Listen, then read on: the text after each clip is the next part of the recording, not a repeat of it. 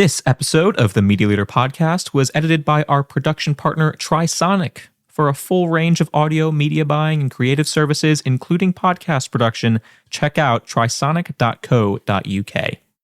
A couple of weeks ago, a couple of teenage boys left comments on one of my posts telling me to kill myself. How is this okay? Welcome to the Media Leader podcast. I'm Jack Benjamin. On January 7th, Meta CEO Mark Zuckerberg announced changes to its platform's content moderation policies that, as he admitted, will mean the company is, quote, going to catch less bad stuff, unquote, across Facebook, Instagram, and Threads. Among the raft of changes, Meta announced it was halting its third-party fact-checking program and replacing it with a community notes feature.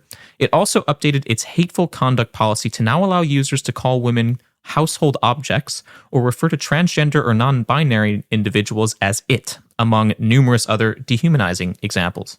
The story has dominated conversation around the industry throughout the early weeks of the year. I have spoken with numerous executives at media agencies asking each if any of their clients have requested a reduction in spend on Meta platforms or over concerns around brand safety on Meta platforms or the brand association with a company whose leader has openly embraced a Trump administration that is working against many of the principles their clients have been espousing over the last decade around diversity, inclusion, sustainability, and more. None have indicated to me that advertisers are wanting to reduce or halt spend on Meta's platforms. It creates a quandary. Meta works for a lot of brands, at least ostensibly. Many small and medium-sized businesses, which make up a large majority of Meta's revenue, are wholly reliant upon the company to reach consumers. In some countries around the world, Facebook is a core part of the business infrastructure. Sonnie Spenser is the communications co-director at Outvertising and digital marketing manager at digital marketing agency Fresh Pies. They wrote a piece for the Media Leader last month pleading with the media industry to disavow the changes Meta has made and set in place a plan to decouple from the tech giant. I wanted to follow up with them to expand on why they think Meta should be considered persona non grata, how large members of the business community have turned against DEI initiatives, and what brands and agencies can do to support minoritized members of staff amid this culture shift. This is that conversation. I hope you enjoy. Sonnie Spenser, welcome to the show. Thank you very much. In January, you penned an op-ed for us titled, "We Need an Exit Plan for Meta, and We Need It Now," in reaction to changes Meta made to its content moderation policy. I wanted to ask you about the article and the response you've received. But first, what would you say stood out to you most about Meta's policy changes when they were announced earlier in January? It was a little bit like a magic trick. They were talking about moving the content moderations, but there was very little attention given to the change in hate speech and hateful conduct policy, which is the main issue that I have with all of the changes that are just being thrown at us scattergun. And there were a number of changes that were made. So there was the fact-checking changes, but also the hateful conduct. Some of the language that is now allowed to be used by users on Meta are what I would categorize as dehumanizing. I think most reasonable people would categorize as dehumanizing, but now allowed. Yeah. What was your initial reaction when you saw that news?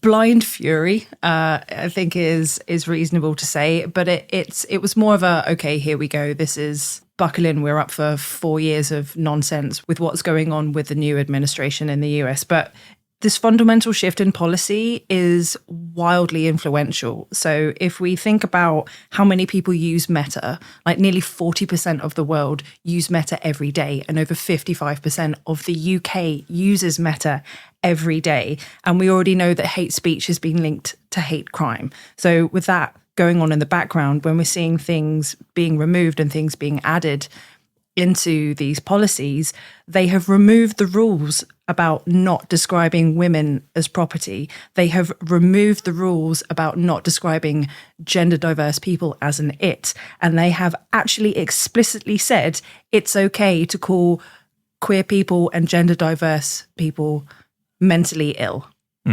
Like, they've been very explicit about where they stand. And interestingly, they had some outdated terms into the policy, which just shows that it's, to me, it reads as reactionary and done to win the approval of the big orange daddy in the White House. Well, Mark Zuckerberg has repeatedly praised Donald Trump, even on the earnings call. Meta had its latest quarterly earnings just earlier this week. Yep. We're recording this on Friday, the 31st. And in that earnings call, Zuckerberg praised Trump explicitly for helping to drive innovation in tech. Which is horseshit. Donald Trump couldn't drive his way out of a paper bag, as far as I'm concerned. But, there's been a remarkable turnaround from Zuckerberg because he's seen an opportunity to strike a nail in the coffin of TikTok. So by cozying up to the big orange daddy, he gets what he wants, but he has to show willing. He has to show that he is worthy, he has to make a sacrifice. And this is it. And by throwing LGBTQIA communities under the bus, this is how he goes about making sure that there's more US senators investing in Meta stocks. There's been a lot of discourse online about that. Yeah, I see your eyebrows go up. Well, yeah, explain, because I'm out of the loop insofar as I'm aware that U.S. Congress people do invest in various companies that they probably shouldn't be, but there are no laws against that at the moment. There's no laws against that, and we all know Donald's got his own investments, but there are several senators who have stock in Meta. So it's everybody in the White House, broadly speaking, has a vested interest in seeing Meta succeed, and in order to succeed and win favor, they have to demonstrate that they are Trump approved. Even though Trump used to really dislike Meta. Yeah, he disliked Meta because they removed him after Jan 6th. But now, after successfully suing, they've just paid him billions of dollars to apologize. 25 million. Settlement. And it's gone straight to Trump, straight to the coffers. That's right. And the lawsuit's going to get dropped, even though Meta would have won, presumably. Yeah. I mean, I think most legal scholars. Yeah. I'm not a lawyer, so maybe I shouldn't say this, but I think most people would say that lawsuit was frivolous, that Meta as a private company was allowed to ban Trump from its platforms, especially after inciting an insurrection. And they did it correctly, but you can see the change here. Where is the Mark Zuckerberg that held Donald Trump to account? He's gone. But I know this bit was taken out of the article in my original submission, but, Mark Zuckerberg has seen the value of gender-affirming care in his recent glow-up, and yet he still decides that we're the communities that deserve... I need you to expand about that. How do you mean? You're suggesting that his style change is coded as LGBTQ+? I'm being a deliberate asshole. Like, he went from looking like Data from Star Trek to now some kind of curly-haired, cute hipster boy who, is, cool and shit. No. However, he clearly feels good and he feels affirmed in how he looks. And so that's gender-affirming care. But gender-affirming care is more likely to be given to a straight cis person, like breast implants. They get given to straight women. Men who have hair transplant. That's gender-affirming care. Right. So gender-affirming care isn't exclusively for trans people. It's for everybody. And he's had gender-affirming care in the form of his glow-up. I want to ask you about your argument around advertisers leaving Meta, whether they should and how they should if they so choose. I think the ethical argument, as we've already started discussing around dehumanizing language, there's certainly a brand safety issue as well. Do brands want to be associated with some of that content? Those are all questions. But in terms of the business argument, how would you describe why advertisers should be considering leaving the platform or reducing spend, if at all? Because for a lot of companies, Meta is extremely important to their media spend. Yeah, well, first of all, it's important to note that Meta is not forever. So it is incredibly well woven into the fabric of our society currently, but they know that unless they keep feeding us with the new things, they're going to go the way of MySpace, or they're going to go the way of Clubhouse or whatever, or Be Real. They're going to become less relevant, which is why they're cannibalizing Instagram to make it look as much like TikTok as possible, which is why they're trying to come up with the metaverse and the glasses things that they're doing. But the business response is that we already know that we're paying too much for advertising on this platform. There was an article published, I think it was September, in the Media Leader saying that brands are paying up to 10% too much of their budget. Three times more than it could be effective. Yeah. I don't have a head for figures, so thank you for. But this is why you're the journalist, well, for posterity, and I'm the opinions machine. So I look at it holistically and bring it all together. But we're paying too much as it is, so it makes sense. And we've known this is coming for a while. And I've already been seeing articles for some time talking about how we need to decentralize Meta and diversify our advertising strategy. this just feels spicy because there's DEI attached to it. That's why my article has some gammon at the bottom commenting, and why I've had an influx of gammons in my LinkedIn inbox wanting to debate me, but I dare say the authors of these other articles haven't had the same thing. It's because it's DEI, it feels like people get in their feelings about it. What has been the response to your article? Because essentially the argument was, even though it might be difficult to decouple from Meta, that if you say you care about brand safety, if you say you care about the LGBTQ plus community, that you should probably consider doing this in response to some of the plans. Well, the response I had was been mostly people who want to debate me on free speech. And it's like, I'm not going to give you permission to treat other people like an asshole. Like, I am not going to give you permission. Like, you want permission to bully people. And like, it's giving undisciplined toddler energy. So, I mean, the ethical argument for reducing spend is that if you don't, at worst, you are being a gaslighting hypocrite, and at best, you're being performative. So you don't get to slap rainbows on everything each Pride Month and say love is love and, you know, all this fabulousness, and then go silent when our allies are needed to step up. So in 2023, at Outvertising, we did a Stand Your Ground campaign, and over 100 agencies signed up to commit to their Pride campaigns and be there. However, while this is going on, there is an awkward and deafening silence. So I know anecdotally that a lot of the people on the Stand Your Ground list, a lot of the agencies have actually given their staff members gagging orders on Meta and DEI across the board. So it's an ethical argument as well as a business argument, which is why it gets complex. Like, if it was just one or the other, then it would be clear cut. But unfortunately, we're at this moral crossroads. And I'm not going to say that the decision's going to get any easier, but, you know, we've woven this platform into our digital spaces because this is where people gather socially, and that's where we want those eyeballs. But also, increasingly, we're coming into the era of Web3, where everything is increasingly decentralized, and privacy and blockchain technology and all this good stuff. And this is going to happen now or in the future. This decision needs to be made. So why not make it now? What would you respond to marketers that say that marketing is really about business results and it shouldn't be about anything else? Marketing is about business results, but why are all your eggs in one basket? You're referring to Meta specifically, or other tech platforms which have a large percentage of ad spend. Yeah, so Meta has a lot of ad spend, but what we're talking about is not an immediate off-on flick. Like, we're talking about an exit strategy, transitioning away from having the majority of your spend on Meta. And like 30% of businesses in the UK don't even use social media for their marketing. And there are some high-profile examples of brands who just don't engage with social media, like Lush isn't on Instagram, Tesla isn't on Instagram, Trader Joe's isn't on Instagram, Bottega Veneta isn't on Instagram. And it requires more work. But this is, you know, we as an industry are full of people who are creative and who pride ourselves on finding the answers to things. And I think we need a little bit of time, but it is possible. And then once we've got it all figured out, undoubtedly the new platform will come along and everyone's going to flock to it. And then we're going to rinse and repeat this cycle. Well, Outvertising is already moved off of Meta platforms, my understanding, and is trying to establish itself on Blue Sky as the platform alternative, I guess, for now. Correct, yes. What was the process like in terms of doing that? Because it sounds like a lot of brands haven't made that decision yet. So we are an organization that is fueled entirely by the blood, sweat and tears of our volunteers. Like, so across the board, we're all voluntary.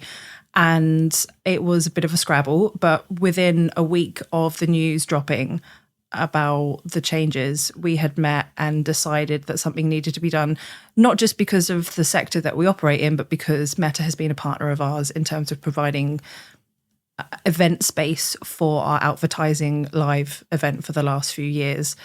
And I think it's very easy to, once you become embedded in an industry, you start talking the language and you understand there's nuance there and there's a business case and there's an ethical case. We need to protect the talent and blah, blah, blah, blah.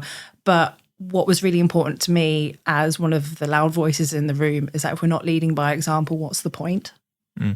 What would you say to smaller businesses, medium-sized businesses? These make up the vast majority of Meta's revenue, and they don't have as many other options. They're not, I think Trader Joe's was one brand you mentioned that's not on Instagram. Okay, great, but people have heard of Trader Joe's. Exactly, and I get it. And my professional history so far is I have worked primarily for those SMEs, so I understand those pain points. And realistically, it is still possible to diversify. I know we are, in the era of zero-click SEO, which is a nightmare, and PPC is just a pissing contest to see who's got the biggest budgets. But there are ways around it. There are other areas that you can find people. And also, first-party data is so, so invaluable. If you get someone's email, obviously there's spam filters and click rates and open rates and all these kind of metrics, but that is the first step to building a relationship with your customer. And that is important because ultimately the best customers that you can have are the customers you already have. So it's about nourishing and treasuring those relationships, making them feel seen and valued, and maximizing their lifetime value and their purchases over time. Like getting them to be the ambassadors for you. And it's also maybe about looking at advertising on Reddit or... Are those platforms necessarily better? I'm not saying they're necessarily better, but they are spaces where people gather. So it's going to be service dependent. So like if you are a local plumber, like you probably want to move to Google local service ads. Yes, I know Google's problematic, but they're all problematic. But it's about spreading and diversifying. There is also Blue Sky. There are YouTube Shorts. There is Discord. There is Twitch. There is, dare I say, Snapchat. There is your email list. You can develop an app for your company. There are in real life activations. There's out of home advertising. There's tube advertising. There's a lot of things that we can do if we think about it.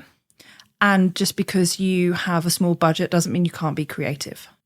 Something that's really stood out to me is the conversation around Meta has been very different than the conversation around Twitter before it became X eventually, when Elon Musk was making similar changes to its content moderation policy. Advertisers were seriously concerned with brand safety and left the platform. Do you think advertisers actually care about brand safety, given that the response has been different to Meta, or does it ultimately come down to a different bottom line, which is that Meta clearly is more important to these businesses' media plans? I mean, that's a $1 million question, isn't it? I think brands would like to say that they would like to say one thing, but actually do the other. Because there's a bottom line to take care of. And that gets amplified. So like they go to an agency and the agency has these really deep entrenched relationships with the Meta platform and what have you. And so for them to be like, well, I can't use these resources, I can't use these connections, that leaves me powerless, which leaves the bottom line with a question mark over it. That's the thing that we're trying to tease out here. I would love brands to be like, no, we value the safety of the queer community too much to stick around here. But I live in the real world, and I know that isn't going to be everybody's response. But I think once people see their metrics go wobbly, the engagement rates go up and down, this is, whether they leave Meta or not, this is going to affect them. Meta constantly trying to change the functions, like the notes function on Instagram, is somehow we're all going to mark our own homework. I don't know what the next few months are going to look like, but I'm pretty sure that metrics are going to go a little bit wobbly. Just because audience might change, or that they're tinkering something behind the... I think it's a bit of both. And we know that Instagram is tinkering with the algorithm so that it doesn't immediately amplify posts that have lots of discourse around them, because they're trying to move away from prioritizing political content. But whether that affects other areas of conversation is yet to be seen. Well, now Mark Zuckerberg is saying that they're okay with prioritizing political content. So, I mean, we can't keep up. It's one thing or it's the other. Well, I think the issue with all tech platforms is that these algorithms are black box. So it's really hard to understand exactly what is going to be served to different individuals and why, which has been an ongoing problem that the industry is facing, because ideally they would want to have as much control as possible over where their ads show up. When I've talked to agency leaders, they've said that Meta's controls around brand safety are generally pretty robust, and that even with all the changes being made, there's still a level of confidence that they can keep brands safe in Meta platform environments. What do you make of that? Do you believe that? I mean, they can keep brands safe, but they can't keep the audiences safe. And that's ultimately what I care about, what we care about at Outvertising. That's because this is where the problem is. Like, yeah, brands can probably be safe, but good for you. What about the people? Well, they would say that's all that matters. That's their only job. Yeah. So I guess the question becomes, should brands care about things other than their business? Yeah, absolutely. I mean, we're in 2025. Like, what do you mean you only care about your bottom line? That's so out, babe. But like most will, but it can't be about that anymore. It can't, because we're in such a realm of saturation in terms of things we can buy, names we can know, places like the internet has given us everything at our fingertips all the time. And so I would argue that the way that brands can differentiate themselves is to care more about than just their bottom line, caring about the people who interact with them, taking care of them, protecting them, championing them. That is how they're going to have the edge. Otherwise, they're just another face in the crowd. Like, how are they going to differentiate themselves? You can have as many USPs and talking points as you like, but ultimately, we know that the incoming generation, Gen Z, is the most queer generation we've had so far. We know... They also apparently like dictatorships. Apparently they do. According to the latest Channel 4 survey. Well, I read that as well, but it's interesting because whilst this is happening, like, we also need to talk about some bigger picture stuff, because I think it's very easy to get stuck in the theoreticals, but you know, we're in a country that already has generations of people woefully undereducated about queer experiences just through the virtue of Section 28. So that's nurses and doctors and teachers who won't tackle the subject because they don't feel qualified enough. And so this cycle continues. And we know that education is important because not having it will drive people online to find out answers that aren't necessarily correct. And then they're going to learn things, they're going to see things that aren't necessarily true. Like, and giving them the education doesn't make them gay, just like the way that not giving them queer education makes them straight. I am testament to that. There are thousands of people in our industry who are testament to that. Like, if it was education, then why am I still here and still queer? Yeah, well. Yeah, but also... I mean, yeah, entirely fair question. So as a result, just from being in Section 28, like having my experiences growing up and the experiences of my queer friends that we just don't have time to go into, like, I face hate just for existing and just for existing online. I mean, hating on me, I'm objectively adorable and also hilarious. And yet a couple of weeks ago, a couple of teenage boys left comments on one of my posts telling me to kill myself. How is this okay? How is this cool? Are we cool with this, where people can just tell you to end your life and there's no recompense? How would you like it if you have siblings? Yeah. So how would you feel if your sibling told you that someone had, like, and I've got the thin end of the wedge. Like, I am pretty ignorable because trans mass people tend to get ignored. Everyone's obsessed with trans femmes. But if your sibling was a trans femme, and I know that you would support them, but what if they told you about all of the comments that get left on their Instagram, and like they can't even use a space that is meant to be safe for them, enable them to connect with their own community? It gets discovered by a far right account and it gets bombarded and sent messages saying horrible, horrible things, saying what is going to be done to them if they ever find them. And then they find out that their address is being leaked online. Like, people do this. Like, and a lot of people are just completely unaware of how much hate and vitriol there is because people feel safe behaving like absolute pricks because they have the safety of a screen. I believe Meta says that even with the updates to its content policy, that telling people to kill themselves is not allowed on the platform. No, but there are ways around it. Right. Yeah. So a common thing is keys without the E. Sorry, you're going to have to define that for me. I might not be spending enough time online. Yeah. So like there is an internet speak. Like there are ways of getting around words. So every platform has an algorithm that will detect words and automatically strike down the content if it's in there. However, there are workarounds. So like there's a workaround for the lesbian community involving a $sign. And I'm not going to tell you what it is because I don't want you to find the lesbian community. And there's loads of equivalent ones across, and there's like an internet lexicon of things that we're not supposed to talk about, but people are talking about it. Like it's Using coded language. Using the coded language. It's like the verbal equivalent of desire lines in urban planning. Like if we want to talk about it, we're going to talk about it. And so if someone leaves the word keys, Keys, and then says without the E, what letters does that leave? Right. KYS. Yeah. We all know what that stands for. Yeah. Kill it yourself. Yeah. Is what that stands for. Yeah. So that is how you can leave comments like that on people's posts and get away with it.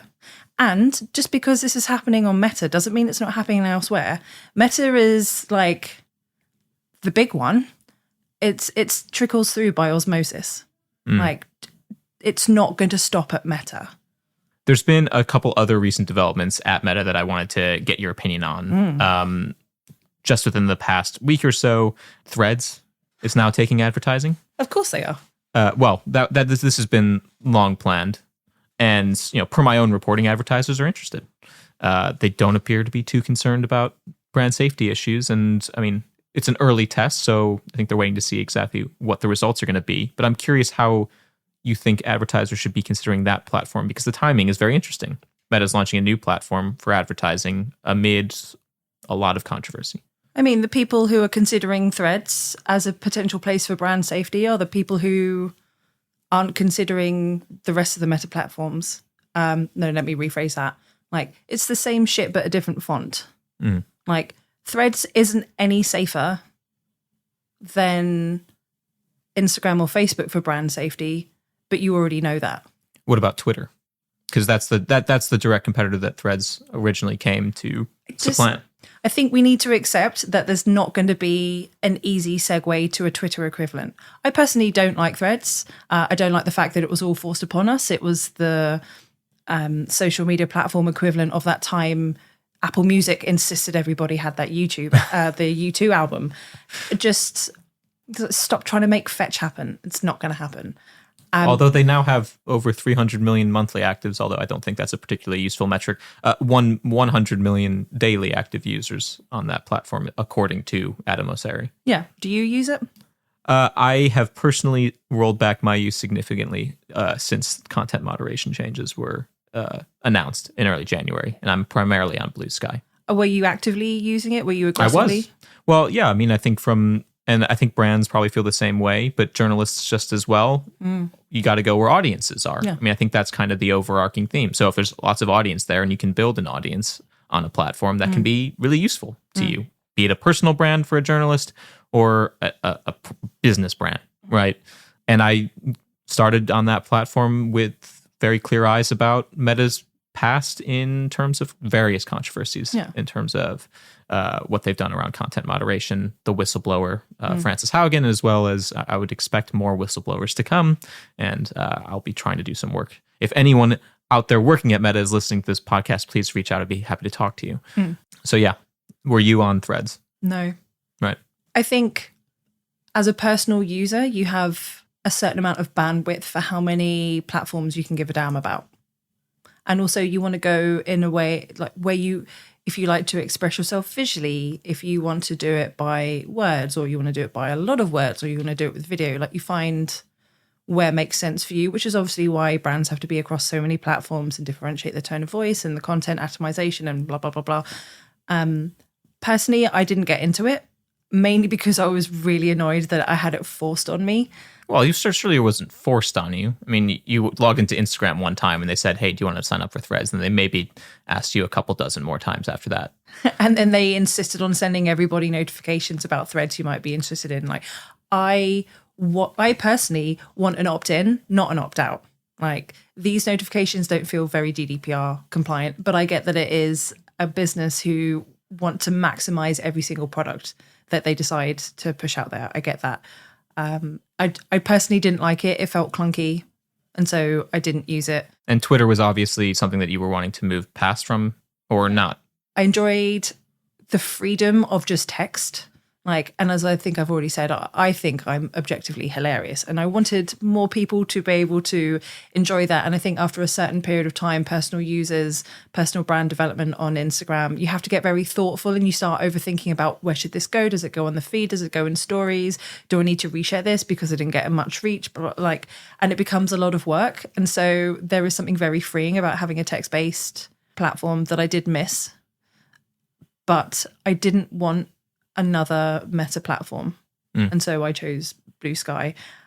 Ads were always going to happen. But I think until Threads reaches the higher echelons that Twitter did, the jury's out for me. I personally am not surprised that Meta have another product and that they can sell ads on it. I think it's much of a muchness. It's the same shit, but a different font. And for a lot of brands that might be attractive because the same shit, as you say, is working for them, or ostensibly working for them. But then it still comes back to you're either staying on Meta or you're working out an exit strategy. If you're working out an exit strategy, you're probably not going to be thinking about how to maximize Threads. Meta's earnings came out, as I mentioned earlier this week. Yep. Top lines showed strong growth in revenue. For the full fiscal year in 2024, Meta grew revenues 22% to $164.5 billion. Does the continued success of Meta surprise you at all, given you're working in digital marketing? No, it doesn't surprise me. They are trying to make themselves indispensable. What I would be interested in seeing is what their Q1 reporting is, to see if this clusterfuck has affected it in any way. Do you expect that it might? Honestly, I'm not the finance guy. I would like to see a slow attrition. Whether that happens, I'm not sure. I think what is more likely to put a dent is a fallout with Trump or the triumphant Phoenix-like rise of TikTok or some other platform that everybody suddenly has to be on. So that would be nice, but I will also accept a slow death of Meta. Well, surely it seems like users are not abdicating the platforms en masse. It's a bit of a mixed bag. We have to be aware of the echo chambers we're in. And although I have a lot of accounts on a lot of platforms and they're all cultivated with certain feeds, the more activist-based feeds I see, people are leaving. People are saying, you can contact me by carrier pigeon or let me know if you want my email. So people are moving, but there are also people saying no, I'm going to stay and we need to show them blah, blah, blah. But I think, I'll check in with them in 6 months and see how they're feeling. At Outvertising, we have left, but we have several social listening elements in place. So we can see what's happening and we can monitor and understand the conversation that's going on, because we still need to be informed. So there's that. Yeah, I know of a lot of people who were already this is the last straw, I'm going. And so what we've done with Outvertising is we have removed all of our content and just signposted to Blue Sky. So our account is still there and it just acts as a director to other places. You can find us on the internet. I'd like to see some of that happening. Jack. Mm-hmm. Queer people are really fucking tired, okay? We have to work through all of this nonsense and in terms of understanding who we are and dealing with interpersonal relationships with people in our lives. We have to deal with being visibly queer or not visibly queer at work, getting funny looks or worse, hate crimes in the street, and then finding community online is such a solace. I cannot begin to tell you how wonderful it is to find other people who feel like you, even if they live on the other side of the world in a different time zone. And so the idea of having to start that again from scratch is overwhelming. And I think that is what is stopping an immediate exodus. But it's on a lot of people's minds. Where do we go? And so as people leave, it's going to get fragmented and bitty. And it's going to be annoying until a master platform pops up again and we can all hop on. And that is why I think it's wise to diversify where people are putting their ad spend, because, you know, people are going to be moving around, and it's deeply inconvenient to not have one big pot of people that you can cut and A/B test and segment and what have you. But that's the nature of people. People will go and create spaces, and then other people will find out, and then the brands move in, and there goes the neighborhood. I want to widen the conversation a little bit to your point. Have we entered a new era of culture in Western countries, led, I guess, primarily by the US? And I think there's actually a broader question around, should British culture necessarily be led by US culture changes, especially around issues like diversity, equity, and inclusion, and supporting queer communities? But just to recap a couple of the changes that have happened since basically the start of the year, DEI initiatives have been rolled back at not just Meta, but also Amazon, Walmart. Publicis Group made cuts to its U.S. DE&I staff. Target, Ford. Keep naming them. McDonald's has also removed terms supporting race and LGBTQ plus equality from public-facing policy documents, as well as some of the other companies we've named. Do you think our industry still promotes tolerance and diversity? I think the UK industry is the most tolerant and diverse. I would hold back on saying it promotes it, but it is the most diverse. And that's why it's incredibly creative and talented and comes out with some phenomenal stuff. And that's also why I'm afraid for the industry. But there is going to be a ripple effect. I saw on somewhere online this week, I saw someone share a meme that if America sneezes, the UK catches a cold. Mm-hmm.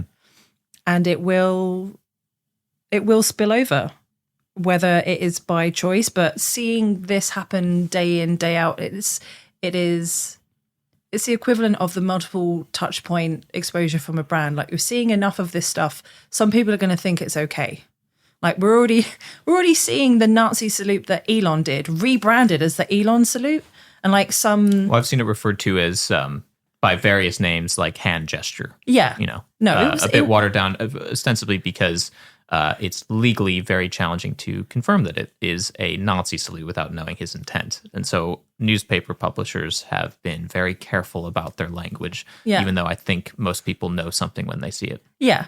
He went and spoke in Germany this week. Yeah, the AfD. Yeah, the AfD. Yes. So, like, I mean, I don't want to get this podcast in trouble, but I saw it and I was like, that's a Nazi salute done by someone who knows exactly what he's doing and knows how to weasel his way out of something. Whatever kind of salute you thought it was, let's call it the Elon salute, because now it is an Elon salute, Elon gesture, Elon arm movement. It's now been rebranded. And yesterday I saw that I believe there's a religious leader in the US that who copied did it. The salute. Yes. Who copied the salute. And then, he's immediately been cast out. Yes. Thank goodness. But it's just, people are going to think that's okay. Hate is slowly becoming normalized. And we need to do something about it. And a lot of the companies who have rolled back their DEI initiatives are in America, but they will affect us here, whether it's because they have offices here, or they have remote workers here, or it's because we're consuming their products or their content here. It's coming for us. And the question is, do we let it? How do you not? Yeah, we're in a global world. Like, how do we not? And it is going to be hard to stand against it, because it's just going to be slowly normalized. It's a paradigm shift. Saying that you care about people now makes you a left-wing extremist. Yes. I mean, yes, to certain people. Yeah. Yeah. Whereas that used to be centrist. Yeah, empathy, generally speaking, is required in democracies, I would think. But because of this paradigm shift, it's just, I mean, is it any surprise we feel like we've got whiplash just from this news cycle this week alone? What's your level of concern about talent in the industry, both LGBTQ plus talent and how they are surely reckoning and dealing with what amounts to dehumanization that, as you've described, experiencing it online or even just reading the news, as well, If you're some post-grad looking to get into the marketing industry, do you think it's an appealing industry if much of the money being spent is going to platforms that maybe you find disagreeable, certainly in their policy changes recently? I mean, is there an issue of talent acquisition and retention that you would expect from these culture changes? I think that's a really interesting angle to take. Speaking about the existing talent currently, I'm worried for them because they are the ones who are being subjected to this news cycle. And then, like, if you are the only queer in the office and people aren't talking about it, that's a red flag. But then also, if people are talking about it, that's exhausted. And if they're coming to you and asking, that's even more exhausting. So that's a lot of additional emotional labor on top of everything else that's going on. There was something released this week about how up to a third of agency staff have considered leaving because of stress. And that's not even to do with being queer or not, but I would say that the queer people will over-index for that. So it's just a lot that's going on. And I think what we want more than anything is to feel safe and held by the place that we have put our blood, sweat and tears into, the places that we've won awards for, places that clients have given us a hug and brought us donuts and said, thank you, I would have gone under if it wasn't for this amazing campaign. And as for the people considering what's coming in, I mean, I don't know. I didn't come in the graduate route, but I would hope that they're looking at it and asking questions. And I think if this is a conversation that you are listening to, hi, but also if you're considering coming into this industry and you're concerned about where the money is going, then ask the difficult questions at interview. Like where I currently am, they're like, you know, you have you do your presentation and the nice chats. And they're like, have you got any questions? And like first away, I'm like, yes. What's your DEI policies like? Like, how do you take care of your people? Like, what is your position on this? Because it's not just enough that they're a brand. We want to know how they're taking care of their people, which is a nice callback to what we were talking about earlier about how brands survive by not just being a brand and getting the messaging out, but demonstrating the care that they have over their audience. In terms of Outvertising, what would you say are the key goals that the group's looking to accomplish this year, especially given how the year started? Well, actually, this week coming on the Wednesday, we have our new advocacy playbook coming out, which is, so every couple of years we birth a phenomenal document, which is literally the guidebook to how to do things. And so my colleagues in Outvertising have been working on this. It's been on the boil since I joined. And we want to get it into every organization in our industry. It's a master framework document that companies can follow to be fully inclusive for their LGBTQIA plus people. And it's free and it's super comprehensive and it is the starting point. And we're hoping that people will obviously take it up. But also something else that we're going to be getting across is how agencies and businesses and everybody in the sector, like, you need to educate yourself on what is going on, ask questions, you know, talk to people, make sure that you're getting your news from a reliable source, support queer journalism. You know, Marty has a column in Marty Davies. Marty Davies has a column in Campaign. There's Queer AF, who do an amazing weekly newsletter, and they have memberships for commercial organizations. Just support these voices because we're telling you what's going on. Okay. So the education piece is there. And we just really want to help establish a benchmark for representation in advertising. We want queer and more authentic content being out there, because the great thing about our industry is that we get all the eyeballs, and it hits different to the voluntarily consumed content. Like, we are, thank you, late stage capitalism, we are everywhere. We are on every spare wall space outside of your house. We are on, you know, we are popping up mid YouTube feed. We are on the like, advertising is everywhere, and it's like regular exposure that drives people to buy your brand, and it is regular exposure that we can use to help educate and normalize things that are really normal. And they don't feel normal, again, because of the Section 28 stuff. I literally only learned last year that trans people have been around forever. There's evidence of trans people existing as far back as ancient Mesopotamia. I imagine as long as the human race has Exactly. existed. Yeah, of course. But there's so many people who think that this is just like a new thing because we're allowed to talk about it now. It comes back to education. And if we're not allowed to have the education piece, then what we can do is at least make sure that we are standing up and showing what is actually out there in the world. Well, I think that's a really great way to leave it. Sonnie, thank you so much for your time today. It's been my absolute pleasure. Thank you for listening to the Media Leader Podcast. Our executive producer is me, Jack Benjamin. Special thanks to our production partner, Trisonic. You can find all our episodes wherever you get your podcasts or on our website at themedialeader.co.uk. But do please remember to subscribe to be notified when we release our next episode. You can also subscribe to our newsletter at The Media Leader to receive daily coverage of all the biggest stories in media and advertising.